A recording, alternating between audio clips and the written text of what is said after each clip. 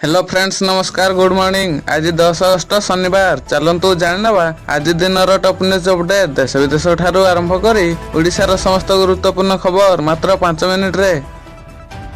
दुर्नीति रोकिब चाउल ATM एणिकी dealer किंबा पंचायत रे धाड़ी बांधिबा को पड़िबो नाही। आरंभ हैला चाउल एटीएम देश रे प्रथम थर पई भुवनेश्वर उद्घाटित होईछि। मंचेश्वर चाउल गोदाम रे एही एटीएम को उद्घाटित करिसेंती जुगाण मंत्री कृष्ण चंद्र पात्र। स्वाधीनता संग्रामी परिवार को भत्ता देवे सरकार। क्रांति दिवस समारोह में मुख्यमंत्री मोहन चरण माझी बड़ घोषणा करिसेंती। से कहिसेंती जे कुटुंब योजना स्वाधीनता संग्रामी परिवार को भत्ता दियाजिवो। एने खूब शीघ्र स्वाधीनता संग्रामी परिवार को चिन्हट कराजिवो। परिवा बोझई ट्रक रे आसुची आलू। पश्चिम बंगर ओडिशा को आसुथिबा आलू बोझई ट्रक उपरे कटकणा लागिथियारु परिवा बस्ता तळे आलू आलुछंती व्यवसायी। नीरज चोप्रा को ब्रोंज पदक। पाकिस्तान छड़ी नाला गोल्ड। पेरिस ओलंपिक्स रे भारत को आउ एक पदक। नीरज चोप्रा भारत पाई चलित ओलंपिक्स रे ब्रोंज पदक जीति। आसुचंती बांग्लादेशी अपराधी।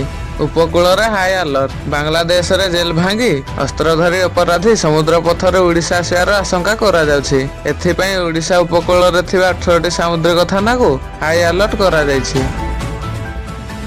विके पांड्यान हेलिकॉप्टर गस्त खर्च को नहीं परिवहन मंत्री विभूति भूषण जेना कड़ा प्रतिक्रिया प्रकाश करछंती। से कहिसंती जे हेलिकॉप्टर खर्चर तदंत आरंभ होबो एवं एने खूब शीघ्र कार्यानुष्ठान ग्रहण करा जिवो। विके पांड्यान हेलिकॉप्टर खर्चर तदंत चलछि। रास्ता उपर भौणीर तंटी चिपी हत्या कला भाई। प्रेमिक सह फेरार होउथिया बेले भाई हाथ में धरा पड़िथिला भौणी। तापर रास्ता मझे भौणी को तंटी चिपी हत्या करथिला भाई। उत्तर प्रदेश बरेली जिलार एक ग्रामांचल रे गत 14 मास मध्य समान ढंगर 9 जन महिला को हत्या करथिया जना पड़िया परे सीरियल किलर आतंक खेली जाइछि।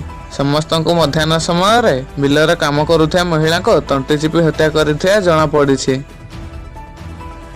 सुंदरगढ़ जिला सीमावर्ती झाड़खंडर सरंडा जंगलर बालिवाठारे सकाळे माओवादी माने एक लैंडमाइन विस्फोरण करथिले। एही विस्फोरण रे सब इन्स्पेक्टर जितेंद्र दानी आहत होइछन्ते। अजणा गाड़ी धक्का जड़े परिवा व्यवसायी मृत्यु होइछि। मृतकों परिवार लोके क्षतिपूरण दाबी करी पाटणागढ़ शांति पेट्रोल पंप ठारे रास्ता अवरुद्ध करथिले। एभली घटना बेलपड़ा थाना कंटाबांझी बाजार रे घटिछि।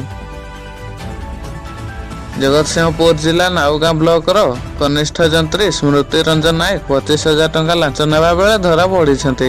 एक श्मशान काम बिल करिया पई 25,000 टंका नउथिया बेले विजिलेंस हाथ में धरा पड़िथिले स्मृति रंजन।